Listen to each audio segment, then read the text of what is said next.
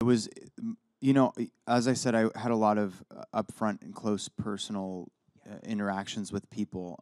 It was more so than I'd ever been used to. I mean, constantly being in the public eye and like doing a television show where you walk in anywhere and people like are like, I know you from somewhere, is an interesting. It's an anomaly, I guess, for anybody to feel. But when the camera's turned on to others, and all of a sudden I'm the one that's like, okay, I need the photo of this person.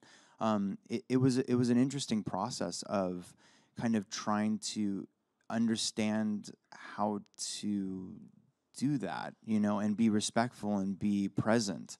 Um, so yeah, I mean, not to go off of that other question, but it forced me to make eye contact with people, and while they were talking to me about their stories, it really deeply affected me, and I would pull from different stories or different events that had happened in my life.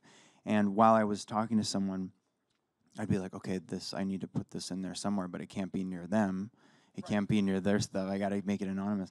And I remember one street performer in the book. There's one story that I'll share with you.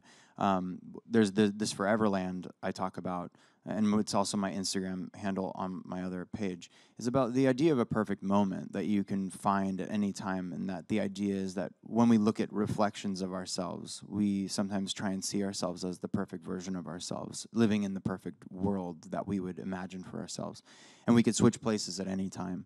And the person that I had originally thought this up with or had talked to me about it had passed away.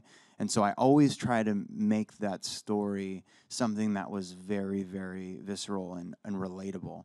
And through telling and sharing that story with others, they then shared their beautiful Foreverlands with me, their perfect moments, their perfect selves. And one of the stories that's in the book, this guy was telling me about how he was a street performer and he was like very proud of himself and all this stuff. And he fell on hard times, and he became a person on the street that would do photos for tips. And we became very close. We talk every day. And he shared with me that he was scared of ever seeing his father because he didn't want to appear to be a failure, because to lose in America was terrible. And one day he saw his father walking down, trying to find him because apparently, I don't know, his mother had passed away. And he went up to him in costume and was like, "Hey, welcome to Hollywood. How you doing?" And the dad was like, "I'm trying to find my son."